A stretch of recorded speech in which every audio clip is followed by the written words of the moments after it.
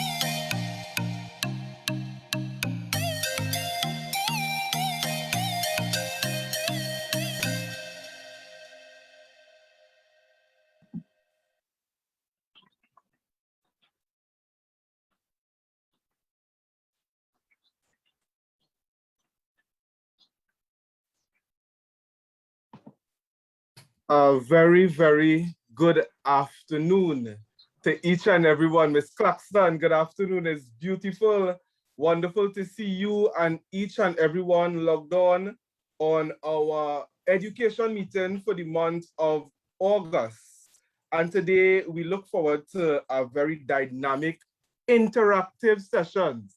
So I hope that you all would have taken the time and note your questions, because we have someone in our presence who would be guiding us through and will be able to answer most, if not all, of our questions this afternoon.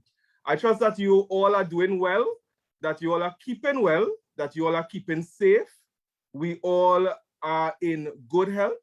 Yes, we may not be 100%, but we are at a level where we could function at our best. Yes, so good afternoon and welcome to the education meeting of the Laramie Diabetic Support Group. To begin our meeting, as usual, we start with the national anthem of the Republic of Trinidad and Tobago. So we will now have that played for us.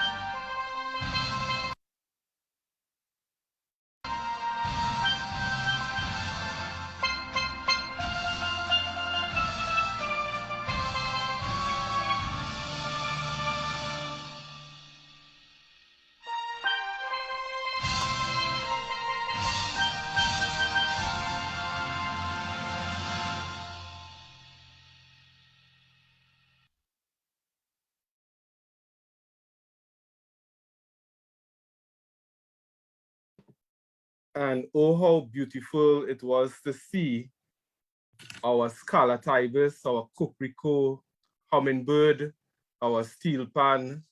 As you know, on Tuesday, as a nation, we also celebrate our Independence Day.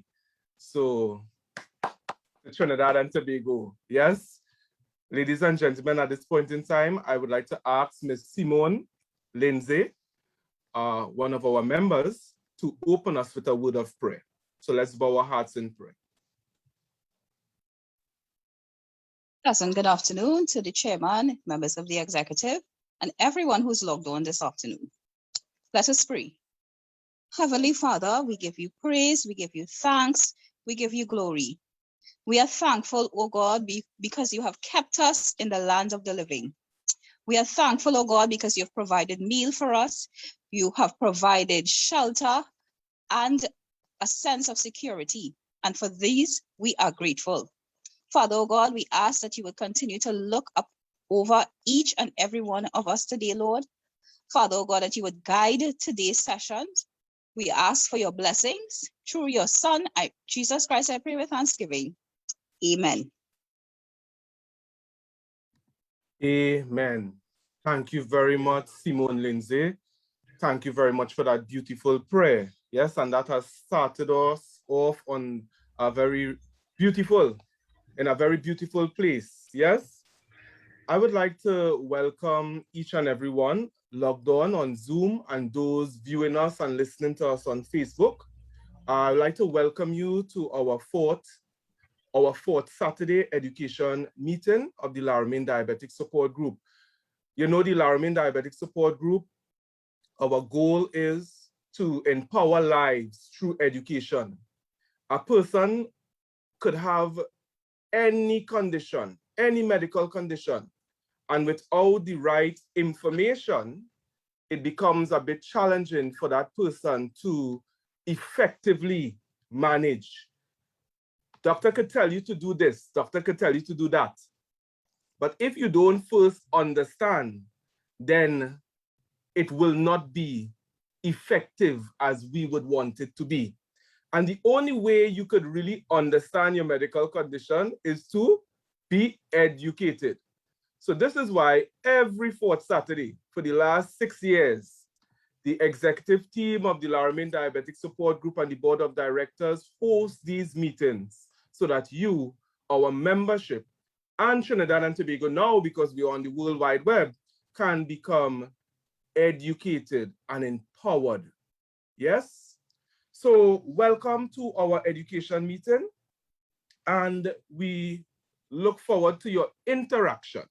So later on, I'll guide you as to how we would interact during this meeting today, because we have a very dynamic speaker with us today who will share with us and then engage us in some conversations. Yes? So to welcome our speaker today, I would like to call on our education coordinator, Ms. Dira Satnarayan, to welcome and introduce our featured speaker. Good afternoon, everyone. My name is Dira Satnarayan. I'm the Education Coordinator for the Laramine Diabetic Support Group. I take great honor and privilege to introduce to you a very dynamic young lady who obtained her Bachelor of Science and Bachelor of Surgery degree at the University of the West Indies, St. Augustine. She obtained a postgraduate diploma at the University of South Wales in the UK, after which she proceeded to do her master's in diabetes right there at the University of South Wales, where she graduated with a distinction. At present, she runs the Diabetes Specialist Clinic for the Southwest Regional Health Authority. Without further ado, I'd like to welcome and introduce you no other than Dr. Kavita Maharaj-Khan. Let's welcome Dr. Maharaj. Hi, good afternoon, everyone. Thank you for inviting me to be part of your program today. I've heard a lot of good things about the Laramine Diabetic Support Group.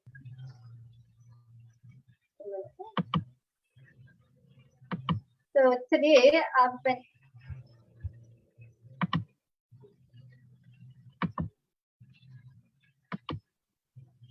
been asked to talk about diabetes management during the COVID-19 pandemic, but I know you guys are very well informed, as Linda mentioned, about diabetes. So I've decided to take a slightly different approach to things. Just give me a second, let me see if I get the slides on.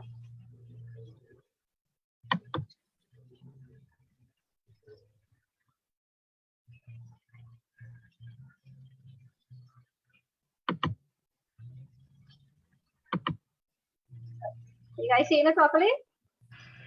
Yes, yeah? Yes, we are. We are seeing, doctor. Okay. So we're going to talk about how the COVID virus infects us. Then we'll move on to COVID and diabetes. then to diabetes management, both in the non-COVID patients and also in the COVID positive patients. And lastly, we chat a little bit about the vaccination. So how the COVID virus infects us? The virus enters our nose, mouth, and eyes, and will infect the cells lining these surfaces. The Delta variant in particular is especially able to infect these cells rapidly. The COVID virus drills holes to enter into these cells. So if you look at the virus itself here, I'm sure on the television you have been seeing this picture of the virus with all these spikes on it. So you've seen that in the television, on Facebook, on WhatsApp.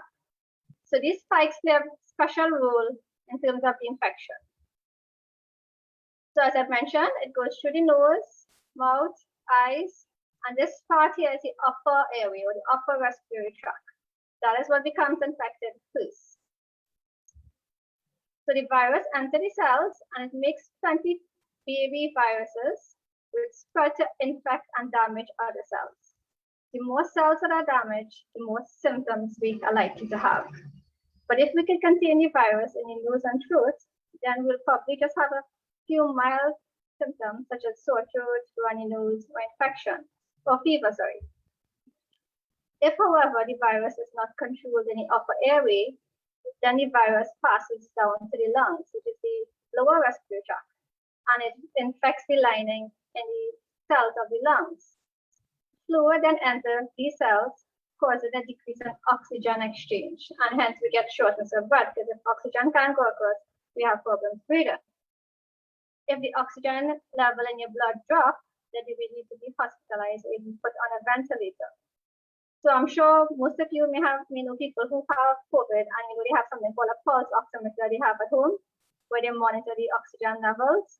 Right, so this is the oxygen level I'm referring to.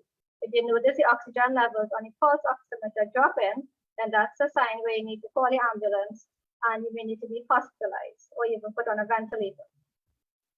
Now, if the virus is not contained in the lungs, then it can spread even further and it can spread through the blood to other parts of the body, and it can affect various tissues and even organs like the heart and the kidneys.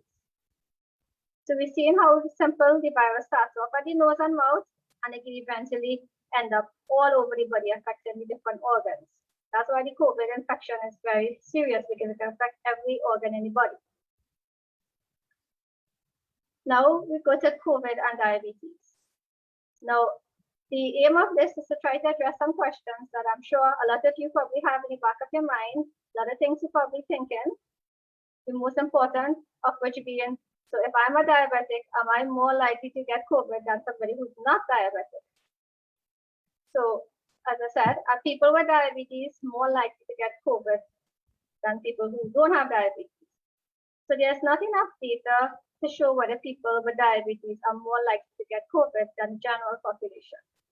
The problem is, however, is that people with diabetes, that they are more likely to get severe symptoms and worse complications if they get COVID, but not necessarily a greater chance of getting a virus. So if you're diabetic and you get COVID, the complications you have could be more serious than somebody who is not diabetic that gets COVID. So I hope you're all getting that. Diabetes does not increase your chance of getting COVID. But if you're diabetic, the chances of complications are worse. Next question is, do people with uncontrolled diabetes have a higher chance of serious complications from COVID? You notice here in the slide, I underline the word uncontrolled diabetes. So this is asking is if you're a diabetic and your sugar is out of control and you get COVID, are your complications from COVID worse than somebody who's a diabetic and well controlled? So your risk of getting very sick from COVID is likely to be lower if your diabetes is well managed. Viral infections can increase inflammation or internal swelling in people with diabetes. And in addition, high blood sugar levels can also do the same. It can also cause inflammation. So the two things, the inflammation because of the virus and inflammation because of the high blood sugar levels, these two things will contribute to more severe complications. can comorbidities worsen your chance of complications? So what are comorbidities?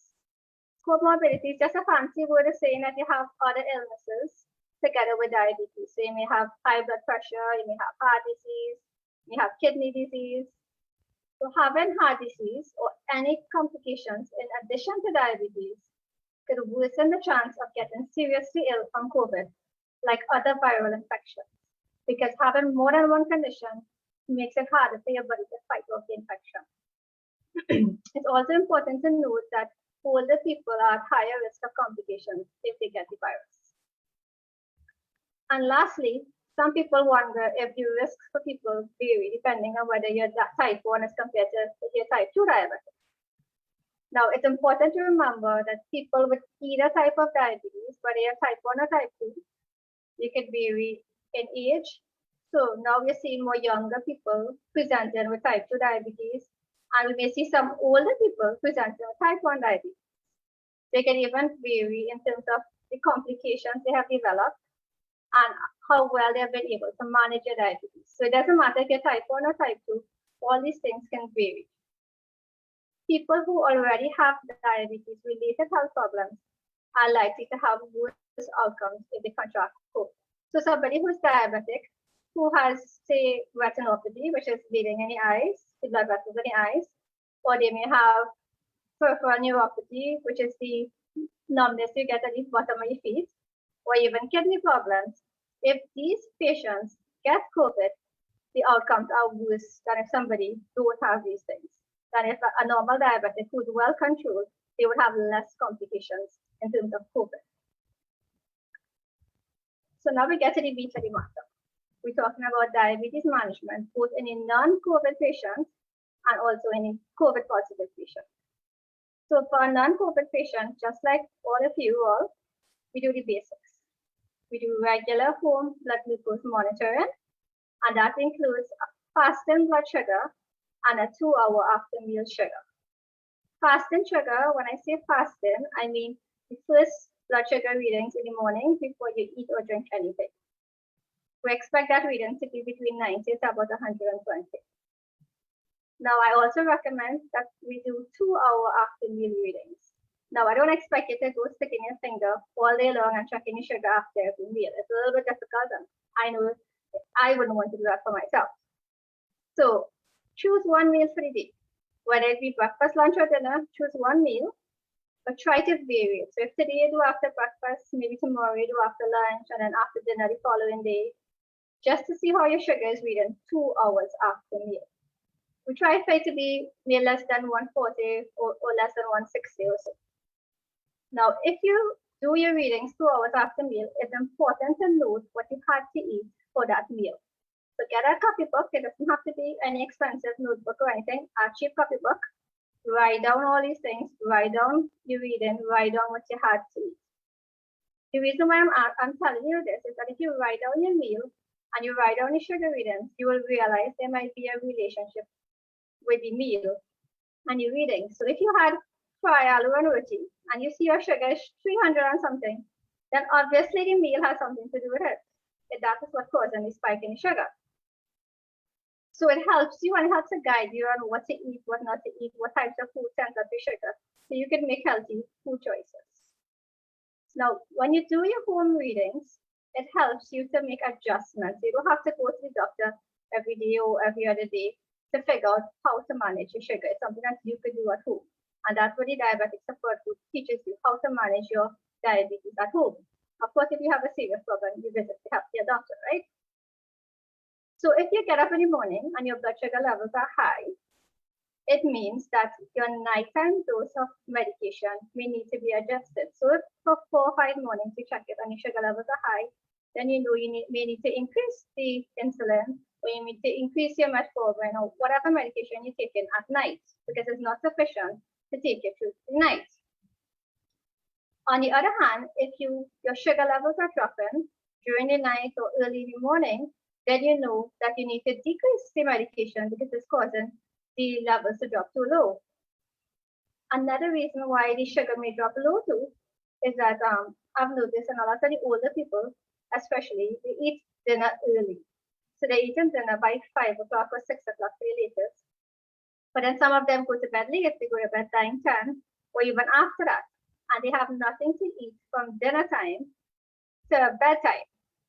So now that those 4 or 5 hours you're waking, yes, you're not very active, you're not running around, but you're still burning calories. So you need to have something to eat before you go to bed. And when I say have something to eat, I don't mean cake, ice cream, those kind of things. I mean like something healthy. You have a glass of milk, a few cakes, maybe a little bit of cereal, a cup of tea, something to tie you through to the morning to make sure the sugar doesn't drop low. Because yes, we want your sugar to be good. We don't want it to be high. But a low blood sugar is just worse than high blood sugar. It could cause you to go into a coma. So you have to know how to adjust your medication. If we go back to the 2-hour after meal readings now, if you're checking your 2-hour after meal readings and you know you had a good meal, you know you ate what you were supposed to eat, but yet the readings are high every day after lunch. So then obviously, if you're on insulin, you would know that the amount of insulin you're taking before lunch needs to be increased because the levels are not coming down to what we call target levels, what it's supposed to be.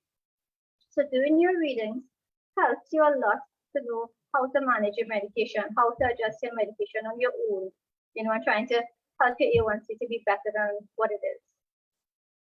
Now, what's also equally as important is regular physical activity. So I know with COVID, with all the restrictions, our movement is limited. So basically, we're just at home in front of the TV, can't go walk in the savannah, can't do all the activities that we used to do. So we need to find some way of doing daily exercise, whether it be walk around your house, you have a big yard, make a few laps up and down.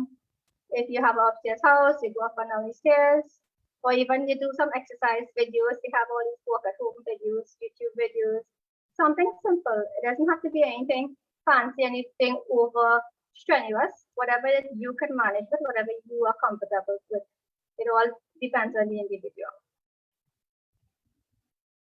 Then in terms of diet, now, as I said, with COVID, we have restrictions. So basically, cooking all day, eating, watching TV, that's our lifestyle. That's what has boiled down to, right? So even though we're eating and cooking, we have to make sure we limit our consumption of foods that are high in sugar, carbohydrates, and fat. When I talk about carbohydrates, I mean things like that have flour. So we're talking about the roti, the bread, potato. Now, a lot of patients will say, well, doc, I don't eat potato, I eat provisions, and that's healthy, but they're eating provisions for 2 to 3 meals per day. Yes, the provisions are healthier than the potato, but we still want to limit the amount of carbohydrates you take. We want to lessen the provision and maybe eat a little bit of fish or meat or eggs. So you have to have a balanced diet. You make sure your plate, how the diabetic plate is supposed to look. You have a smaller portion of the carbohydrate and more of the proteins, the green leafy vegetables. Now, if you will notice, the last point is to eat fruits. Fruits is another problem in terms that people think fruits are healthy. So they say fruits have natural sugar, so I can eat plenty of fruit. But that is not the case for diabetics. Remember, even the natural sugar will send up your blood sugar levels. So you need to control the amount of fruit you eat per day. So according to the dietitians, what they usually recommend is that when you cut up your fruit and you put it in a bowl, the amount of fruit you eat should equal to the size of your fist. That's the serving size. And you can eat that maybe twice a day or so. So when mango in season and you're eating 5 and 6 mango, that's not a good idea. Or some people, they have an apple, a banana, a piece of pawpaw, and a pear, and they say they like fruits. All that is not good for you. You have to cut down. You have to know how to control your portion sizes. So everything is fairly okay to eat, but just have to eat it in the appropriate portion sizes. You have to know eat more of some things, eat less of something. Now, with COVID, as I mentioned, you have to make sure that you have enough food and medication. Now, you never know who you may come in contact with that may have the virus. So all of a sudden, you may realize your neighbor or your son or your daughter or somebody is COVID positive and you have to be quarantined. So you should always be prepared. Make sure you always have enough food, always have enough medication so you won't run out of these things. These are essential. So now we go to the COVID positive patient. How do we manage COVID positive patients? So as usual, we continue the home blood glucose monitoring because as we mentioned before, poor control can worsen complications of COVID.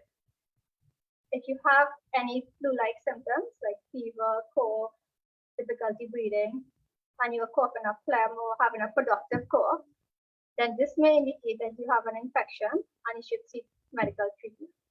Because any infection is going to raise your glucose levels, it's going to raise your sugar levels, and it's going to increase your need for fluids. So if we need to take more fluids, we need to hydrate our body, we need to drink sufficient water.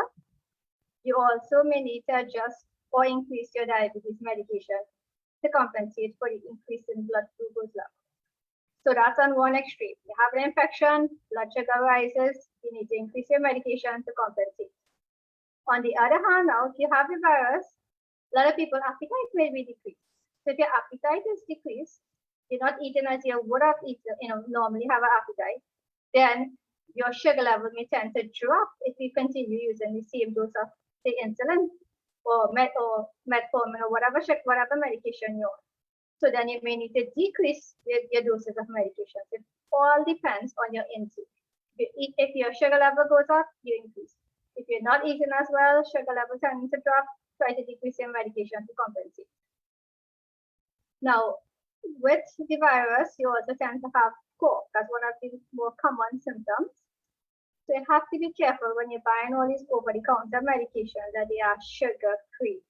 Because if they contain a lot of sugar, the sugar levels will go up even more. If you have an infection, so if the infection has reached your lungs and you need antibiotics, if you talk to your doctor, you get your medication. That will help also in terms of controlling the sugar levels. Besides monitoring your blood sugar levels, you need to monitor for signs of the COVID virus, such as shortness of breath. Because remember I mentioned when the infection reaches the lungs, then the oxygen cannot go across as it normally goes. So you have decreased oxygen levels. So when you check your pulse oximeter, you might see it drop into less than 90. You need to contact the ambulance. You cannot wait too late to say, well, let's see how it's going. Let's see if I feel better. If you're having any difficulty breathing, just doing your normal day-to-day activities, you need to contact the ambulance. So lastly, I'd like to chat a little bit about vaccines. Now, I hope all of you have been vaccinated. Yes? I hope so, right? Right. So there's been a lot of talk about vaccines. In Trinidad, we're lucky we have 4 vaccines right now. So you hear a lot of things. You hear about the good things about the vaccine, bad things, what possible side effect it may have, if you should take it, not take it, especially with social media, there's a lot of things going around. So I just wanted to touch on each of the vaccines. So basically, all the vaccines they vary from vaccine to vaccine, which we will go through. But the basic method is that you take a vaccine, your body produces antibodies against it. So you have these antibodies circulating in your blood. So if ever you come in contact with the COVID virus, you're ready to fight off the infection. So that's how they work more or less, right? But each vaccine varies. So the Sinopharm vaccine, that's the one that is actually closest to the vaccines that we are accustomed to. So the vaccines like the MMR and the flu vaccines, it's what we call an attenuated vaccine, or it's an inactivated, where they inject the inactivated virus. So with the Sinopharm, they use inactivated coronavirus, or the COVID virus, so it doesn't actually cause COVID. However, remember I mentioned that the COVID virus had spikes. So the protein spikes on your virus, they remain intact, and it causes our body to mount an immune response and protect us from the infection. So this is how the Sinopharm works. Now, common side effects are pain at the injection site, but we get that with any vaccine we take, or any injection we take, we might get some pain at the site. Particularly with the Sinopharm, you tend to get a little bit of fatigue, lethargy. So if you feel a little tired, can't do as much as things as what they would want to do, and you may get a little bit of headache. But the thing is that these things resolve within a day or two. It is not long lasting. The Sinopharm has a 79% efficacy. The other vaccine that we have widely available right now too is the AstraZeneca vaccine. This one looks a little bit different, and it uses a genetically modified common virus like the common cold virus. But the key thing to note is that it cannot make you sick. The virus, what they're injecting, cannot make you sick. Now, I'm giving you a lot of information, not trying to scare you, but it have a lot of information going around on social media, and a lot of it is not true. So at least what I'm showing you are the facts, and you can make a decision based on what you're seeing here, right? Same thing with the AstraZeneca. Side effects are more or less the same. You may get some pain at the injection site. From my experience with patients, people with the AstraZeneca tend to get a little more fever, body pain, headache, maybe a day or two after they get the vaccine. But just with some Panadol, paracetamol, they're back to normal. So no major side effect in terms of those kind of side effects. Now, in particular with the AstraZeneca, there are lots of talks about blood clots. So I know that's what a lot of people are concerned with. But the chance of getting a blood clot is very, very, very low. So for every million persons that you give the vaccine, it can happen in average 8 people. So it's a very, very low risk to take as compared to actually getting the COVID virus, where you may end up in hospital, you may end up ventilated, all your organs may get affected, and you may die. I'm sure almost every one of you have actually know somebody who has COVID or who have died from COVID. Me myself, I know a lot of people who died of COVID. So you have to weigh the benefits of the vaccine as compared to the very, very small risk there is of getting a blood clot. The AstraZeneca vaccine works very well, has a 76% efficacy. So now the Johnson & Johnson vaccine. Now over the last week or two, we have seen that circulating, that we now have Johnson & Johnson. That one is different in that it's a one-dose vaccine. It works similar to the AstraZeneca. Side effects are just as the AstraZeneca, just as the Sinopharm. You get fatigue, fever, pain at the injection site. They said that the side effects are actually milder than the Pfizer vaccine. And it has a 72% overall efficacy. And the good thing is the one-dose thing. You get one dose and that's it. You don't have to go back and get an next jab. And lastly, Pfizer vaccine, which all of Trinidad has been waiting for, but unfortunately, only our children and pregnant women can get it right now. So it has been approved for 12 years and up. And how it works different to the other vaccine. It's what they call a messenger RNA or mRNA vaccine. And it introduces a tiny piece of the genetic code from the COVID virus into the cells of our body. Again, when that is injected, our body produces antibodies against it. So it mimics the COVID virus. It looks at that as a COVID virus. We produce antibodies against it. And if ever we are faced with the COVID virus or we're exposed to the COVID virus, we're ready to fight off the infection. Common side effects, just as the others, you get some chills, headache, pain, tiredness, you may get some pain at the sites.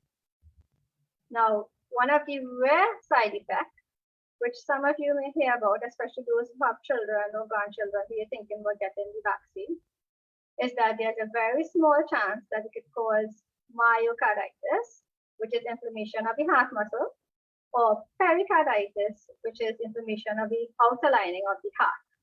And that small chance is 1 in about 100,000. So there is a small chance, but this inflammation in most cases gets better on its own without any medical intervention, without any treatment.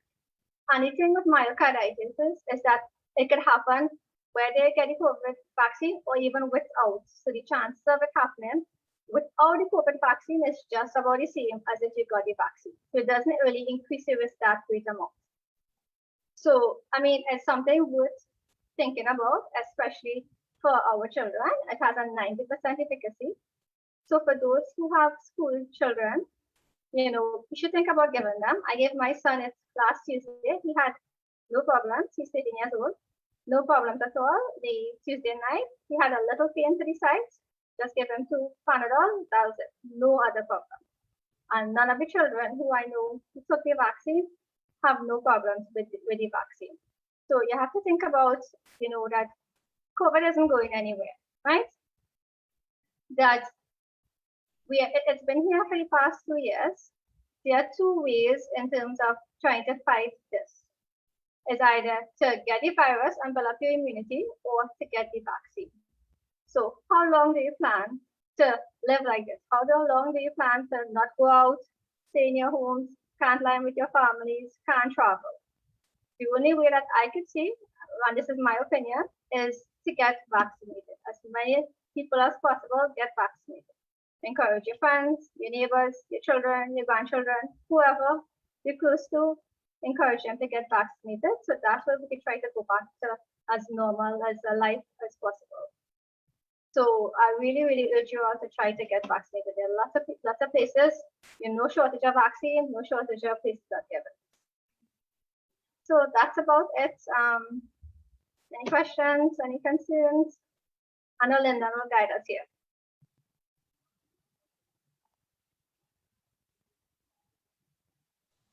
Okay, wonderful.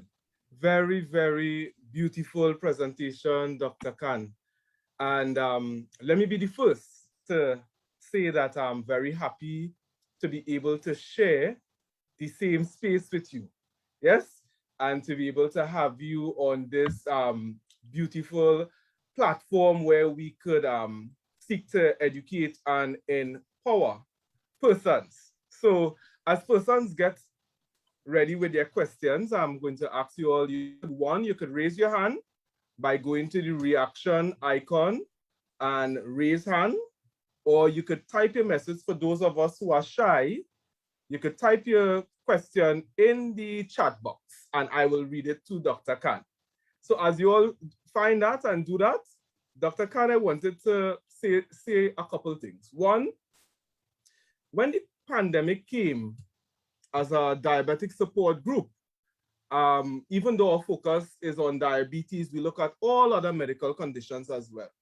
We became very concerned that, persons may, because the emphasis, rightfully so, had to be placed on the pandemic.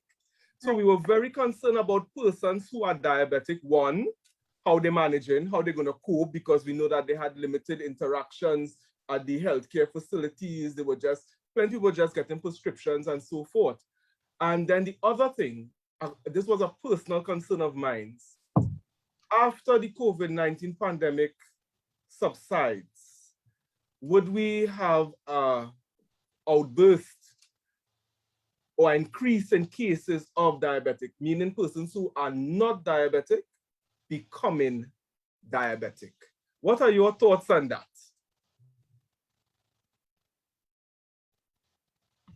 Right. Well, I think in terms of people becoming diabetic, it may be due to lifestyle changes, because with COVID, as I said, our movements are restricted. We are not doing what we normally do. We are home. We're basically eating, sleeping, watching TV. So our lifestyle has changed. So I would say that would probably increase the chances, increase our risk of becoming diabetic. Because as I mentioned, COVID itself doesn't increase your chances of becoming diabetic. It's more your lifestyle changes, and probably for those who are diabetic, you may have worsened control because of your choices. Yes, and that is rightfully so.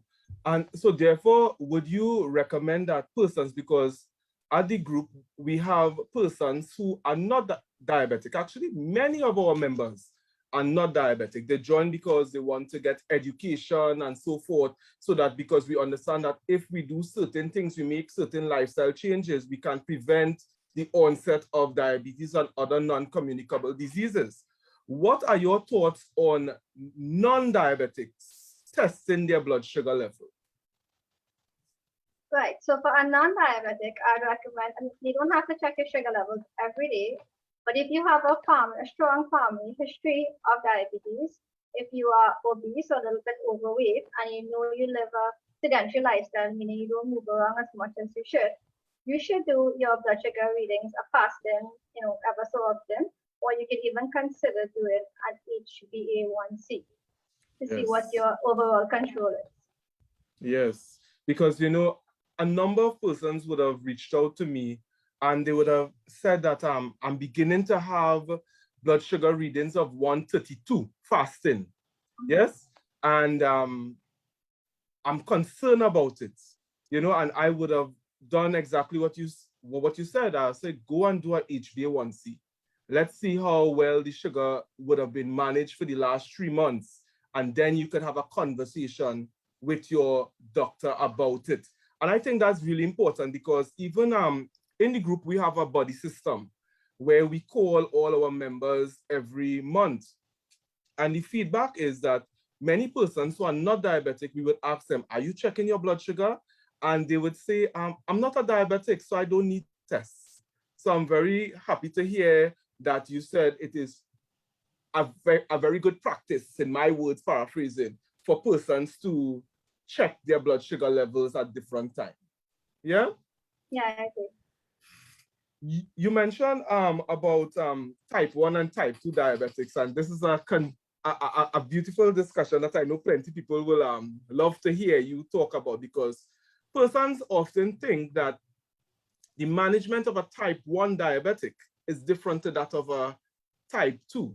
Can you clarify that for us, if there's any difference? If there is any difference, could you tell us what is the difference in managing a type 1 versus a type 2 diabetic?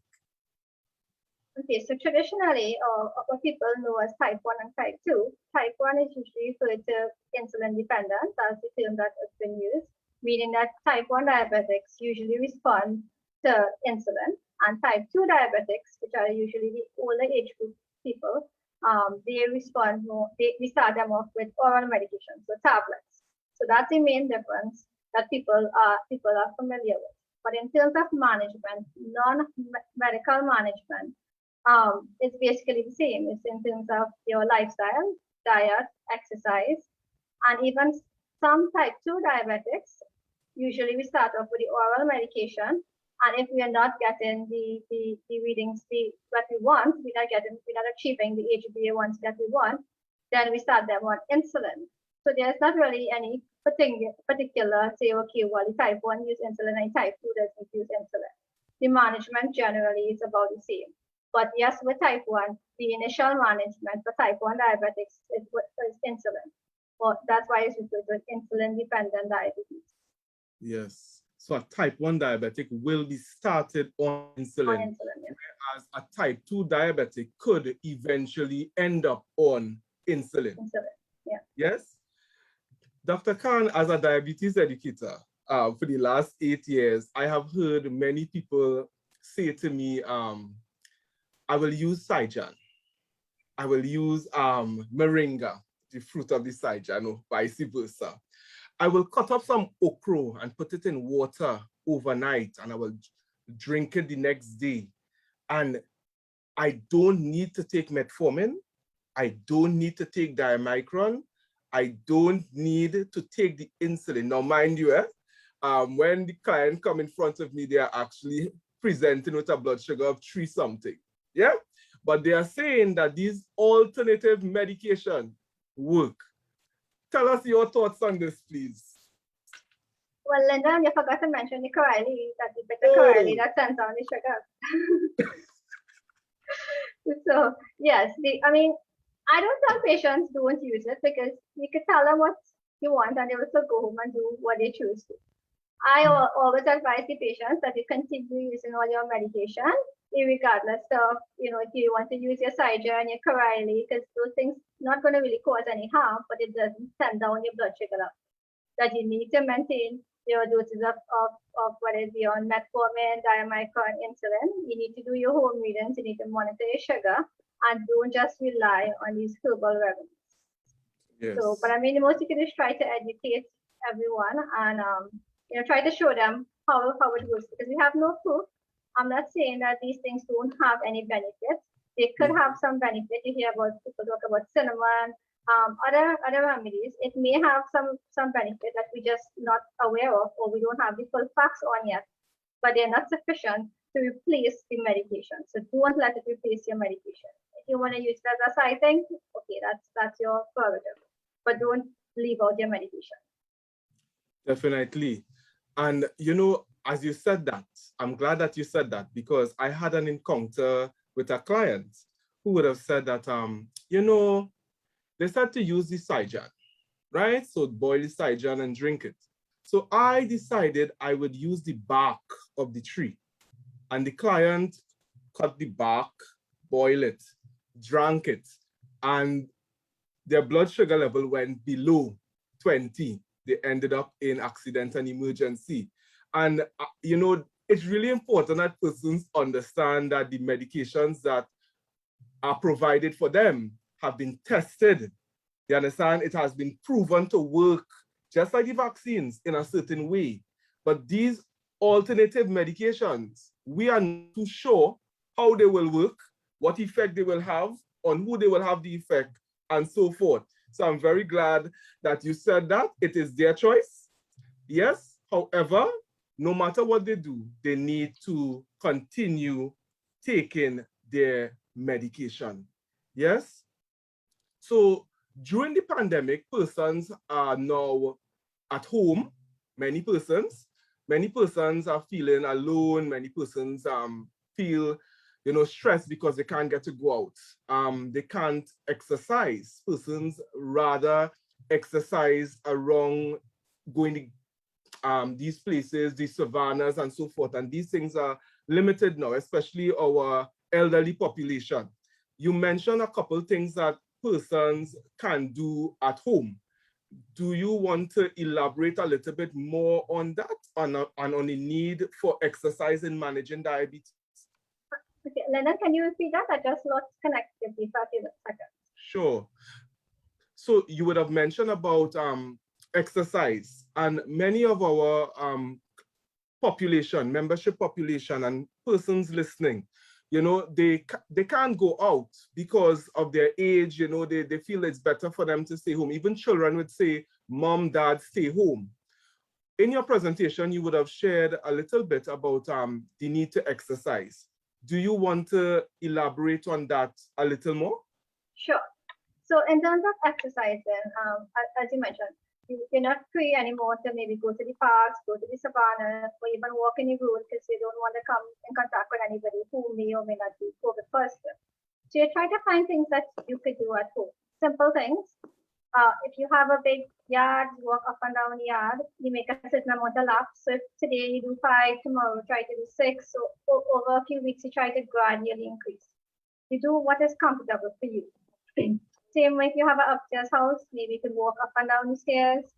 For the females, they have these walk at home videos. There's a simple one, walk at home, where you walking on the spot, little movements. They have little variations for those who can't, you know, keep up. You have a lot of things that you could do right at home, right in front of the TV. Besides just watching TV, you exercise and try to get the whole family involved. So you alone don't just do it. Try to get the children, or if you have grandchildren, so make it a time, maybe 5, 6 o'clock in the evening, whenever it's convenient for the whole family, and you exercise together. You make it, you know, you can't go out, can't do stuff to have fun that you used to do.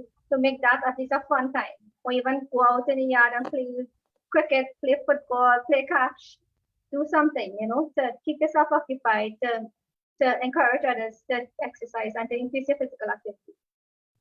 Definitely. And that, you know, you just put an idea in my head. I'll talk about it next month. You know, doing that exercise together. So you all take note of that. That's really beautiful because, you know, at the Laramine Health Center, we would have had the exercise program, but of course, because of the pandemic, we had to stop that for now until things clear up, and then hopefully we'll get the approval to restart. So, you know, Dr. Khan, you know, as we have you, I'm taking this opportunity. This is a golden opportunity for us to have you in our presence. So, intermittent fasting. Many of our diabetics would go, just like the alternative medication, they would say that they're going to do intermittent fasting because intermittent fasting can help manage and control their blood sugar levels. Additionally, persons who are not diabetic in our group would have mentioned at different times that, you know, I'm going to do this intermittent fasting, you know, 14 hours of fasting, 10 hours of eating. And during this 10 hours of eating, I can eat anything that I want, from pizza to KFC, whatever. So you see that healthy lifestyle you tell me about, Mr. Gums? I eating what I want because I am doing intermittent fasting. What are your thoughts on that, Dr. Khan? Well, I don't agree with intermittent fasting, because with intermittent fasting, you're putting a lot of pressure on your pancreas. So when the time period where they tell you to eat whatever you want, you are putting an increased load on your pancreas, and you'll be damaging your beta cells, so decreasing your insulin levels, and then you'll need more medication in the long run. So I don't agree with intermittent fasting. The better approach, and what we have learned, is small meals, more frequency, rather than abstaining for a period of hours with no eating and then a few hours of overeating, as I would say. So take home message is small meals, frequency. So you have breakfast, lunch, and dinner. Between breakfast and lunch, you have a mid-morning snack. Between lunch and dinner, a mid-afternoon snack. And as I mentioned before, for those who go to bed very late and have an early dinner, you could have a light, healthy snack before bedtime to avoid your sugar levels from dropping low. So I really don't agree with the intermittent fasting. I don't think it makes sense for the diabetic patient. Beautiful. And you know, intermittent fasting cannot be, you can't do it for a long period of time anyway. You know, after some time, you're going to get fed up. It's not sustainable. You know, whereas if you eat, you develop this habit of eating small portions and spacing it out. That is more long lasting, more sustainable, as you would have said. Yeah. You know, I join with you in encouraging all our members. I mean, it is a personal choice, but I join with you in encouraging all our members and everyone logged on listening to us, watching us on Facebook and so forth, you know, to get vaccinated, because we want to get back to our sense of normalcy. I want to go to the beach. I want to go and set up a tent by the beach and relax for the day, you know, and the only way that that is going to happen, you know, very quickly is if we get vaccinated. So there's a question coming in the chat about vaccines. And the person is asking, what vaccine is recommended for persons who have sickle cell? Is there a particular vaccine that is recommended for a person with sickle cell? I don't think there's any particular vaccine, but if a person has sickle cell, they would have been under a care of a hematologist, which is a doctor that specializes in blood disorders, and they would advise them, you know, in terms of what is good for them. Beautiful. But yeah, once their hemoglobin levels are okay, and the doctor thinks that, you know, they could get a vaccine, they will inform them on what they think is best. Wonderful. Beautiful. So I've engaged Dr. Khan a lot. I've given you all time to get your thoughts together. I have another question for her, but I'm going to open the floor for anybody who would like to ask any question at this point in time. Dr. Khan is the community diabetic specialist for Southwest Regional Health Authority. She works at the Princess Song at the Diabetes Specialist Clinic. So we have her in our presence today. So anyone who would want to ask a question, now is your time. If not, I will continue with my question. Right, so Farah Hassan Ali. Hi, good afternoon. Good afternoon. For my question, a person who is diabetic and also has PCOS, what regime in terms of food would you recommend that they stay away? You know, being PCOS, weight is very hard to lose. And then with diabetes, you know, the more carbs they eat, the more higher readings and stuff you get. What would be some good food choices to use for a diabetic as well as PCOS?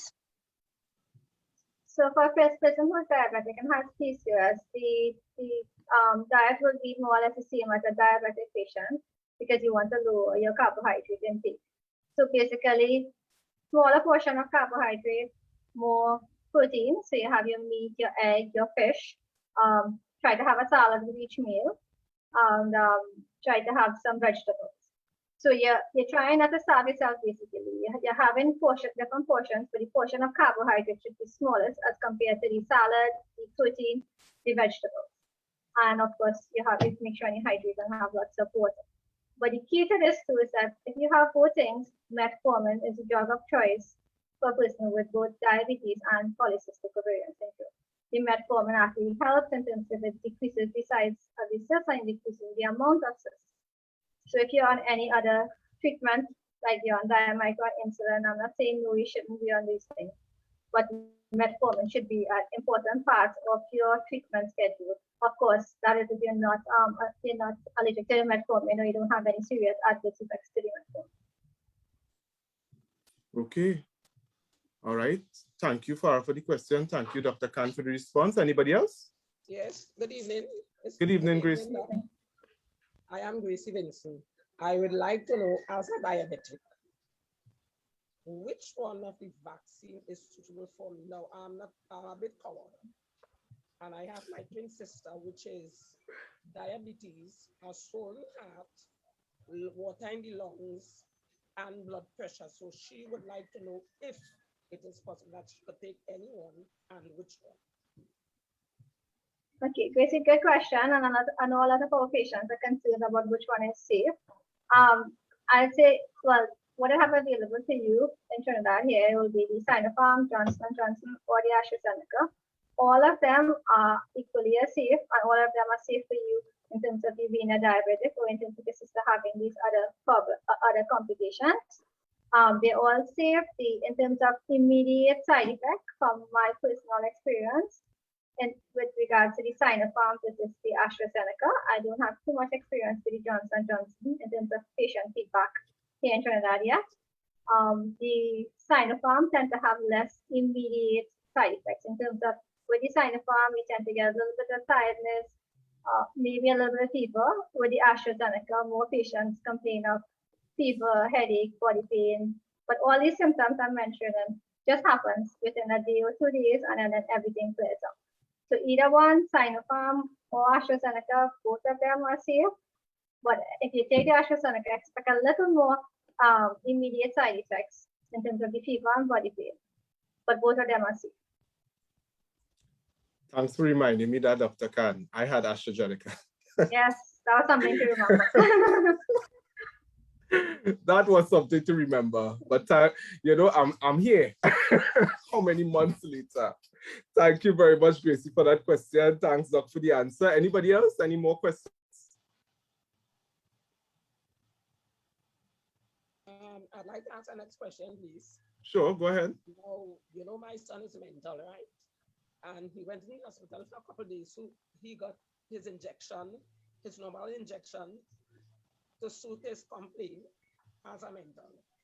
So that Larry said that could be about a month ago. So is it possible that he could go direct when I am going next week to take the vaccine, if it will hamper him in any way that he had the vaccine before, but due to his mental health? Right. So usually they ask about when you had a last vaccine. So if you had an injection for pain, you had an injection for any other reason, that doesn't really count as a last injection. Usually when they ask you when you had an injection recently, they meant if you had a vaccine within the last month. So if you didn't have a vaccine within a month, then it's safe to get your COVID vaccine. And that holds with all the vaccines, even before COVID. Normally, if you go to get the vaccine, whether it's the flu shot, tetanus, they usually ask you when you got your last vaccine. So for him, more than a month passed, and was it a vaccine? Was it a vaccine he had, or was it just an injection for pain or something else? No, it was for his mental to see, because he's a psychiatric patient. Okay, well then, yeah, but then that is safe. He could get his COVID vaccine. It's not a problem. Thank you very much. Beautiful. So, Dr. Khan, you touched on increasing and decreasing medication. Yes. So my question is, does the client do that with or without medical advice? Because I've had clients who double up and triple up on their diamicron and metformin and then come with a whole sort of issues. So I wanted to know, because I mean, going to the health center now to see doctor because your blood sugar level might be elevated. Some persons are deterred because they may have to wait and so forth. So could you tell us a little bit more about this increasing or decreasing medication and whether it should be done with a doctor's advice or if persons can just do this on their own? Okay, so generally, when a patient comes to clinic, I guess in most clinics, so where we have a diabetes educator, or even in my clinic, I always advise patients on doing the home monitoring. I tell them how to document the readings and how they can adjust the medications. Of course, if it's a patient who's not doing any home readings, if I see them once every few months and each time they come, they don't present with any readings, they don't check their blood sugar levels at home, then I wouldn't advise a patient like that to adjust his medication at home. But for someone who is doing it regularly, and say, for example, if they're on insulin, I would tell them, well, increase your insulin by 2 units, do that for about 3 to 4 days, monitor the levels. If it's between this and that, like a range of values, then you may increase the further 2 units, or it could leave the same. So I would advise them, it all depends on the patient, how compliant the patient is in terms of using their medication and in terms of doing the home monitoring. Then I will put that trust into the patient. But it depends on the patient compliance and the patient's education. Beautiful. I'm glad that you cleared that up because persons will go away thinking that, oh, I could double up on my diamicron and doctor can't say so. Yes, I'm glad that you clarified that. So for everyone logged on, all our members logged on, note, do not double up your medication unless you have consulted with your doctor. Yes, your doctor would have advised you.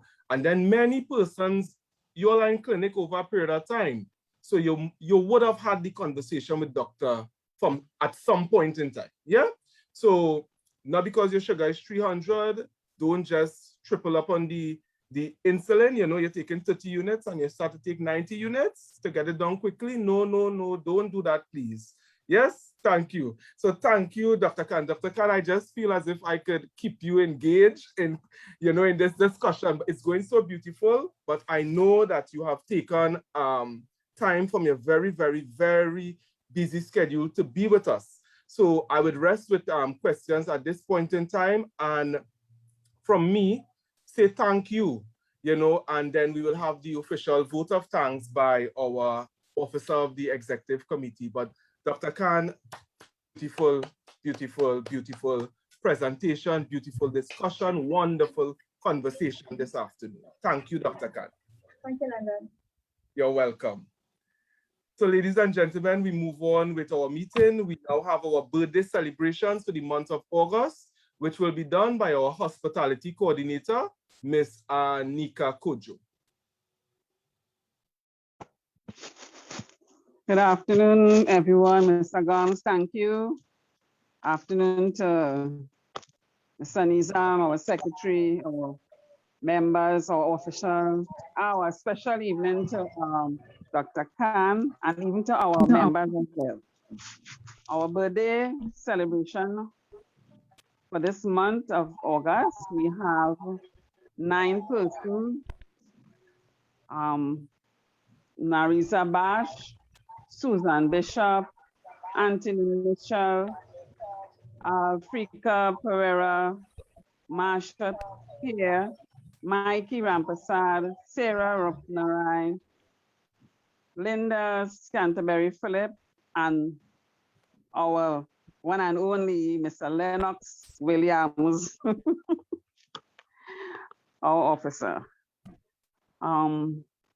My little session today, word of inspiration, our brother's keeper.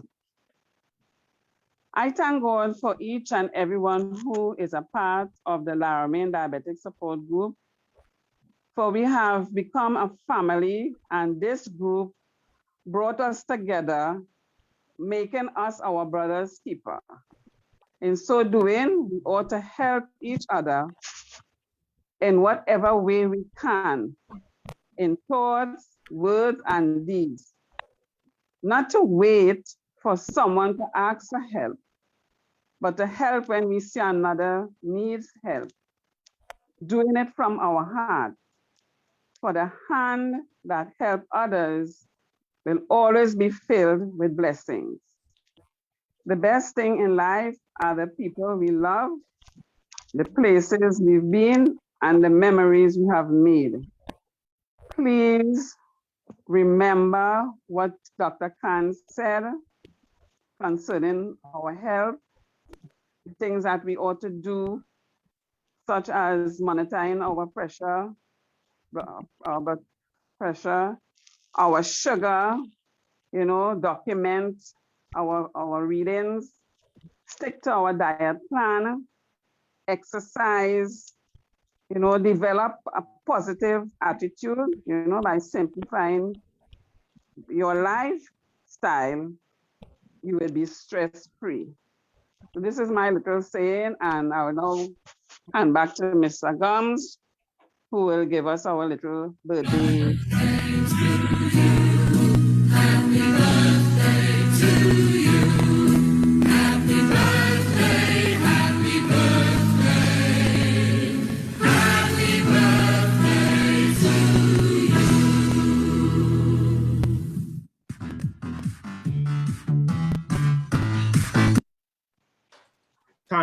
Thank you very much, Ms. Kojo, for sharing with us that beautiful word of inspiration and letting us, celebrate our members' birthday for the month of August.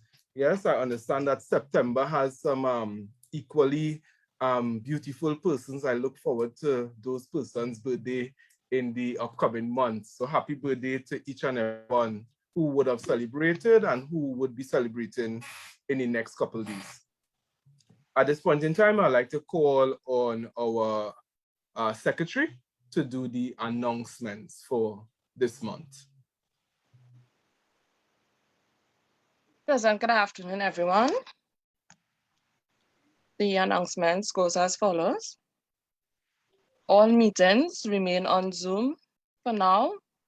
Login information will be sent via WhatsApp on the Friday before meetings.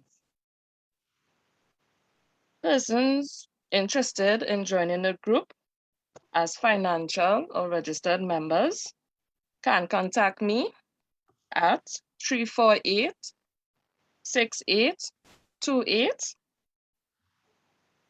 Join the WhatsApp group chat to obtain weekly health tips on management. Contact the education coordinator, Ms. Satnarayan, at 350-7956.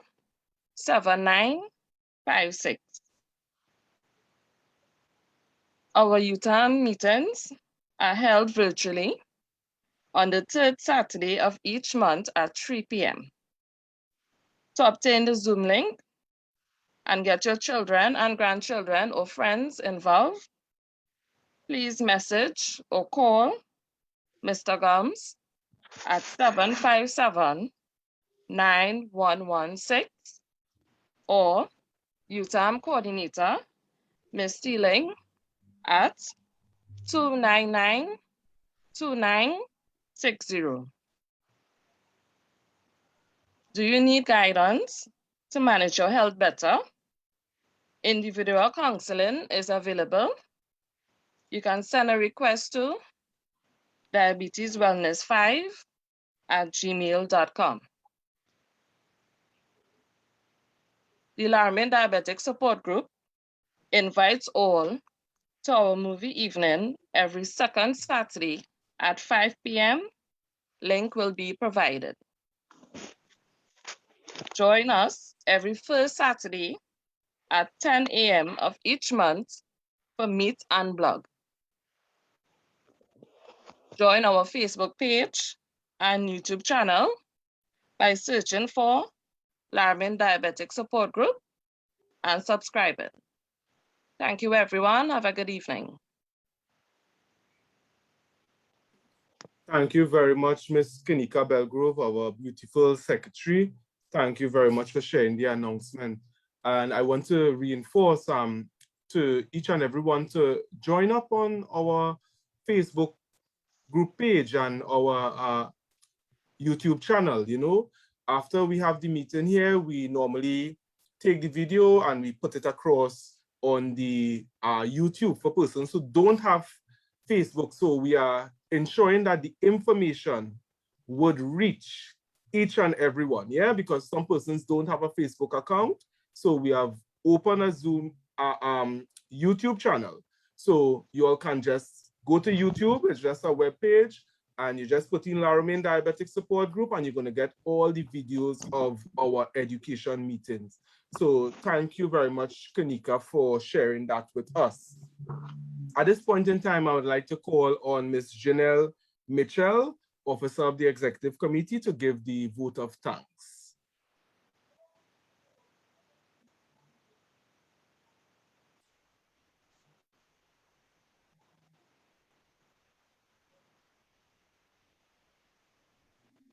Okay, a pleasant good evening to everyone.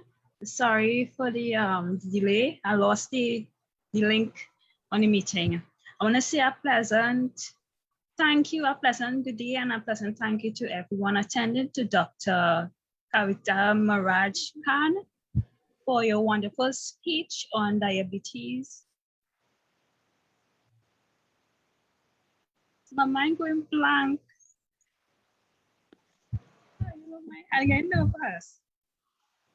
Go ahead. Hello? That's all right, go ahead. Okay, I'm speechless. All right. Sorry. So that's okay. So we thank Dr. Kavita Maharaj-Khan, diabetic specialist, for sharing with us today at the Laramie Diabetic Support Group meeting. Dr. Khan, your presentation was not only informative, but it is going to benefit each and every one of us because we all have faced challenges as it relates to the COVID-19 pandemic, and we are now better informed. Thank you to every member logged on here at our education meeting, everyone listening or watching us on Facebook. Thank you for being part of our meeting this afternoon. Without you, we have no meeting. So thank you all, and I wish you all a blessed and productive week and continued month. Look out for your body calls. We will be calling you to see how you all are doing. So on behalf of the Board of Directors and the Executive Committee, I say thank you to each and one who would have participated in our meeting this afternoon. And as we're about to leave, we would leave with our normal opening music and closing music, and then we would have our after session, yes, afterwards. So stay tuned, hold on, we are going.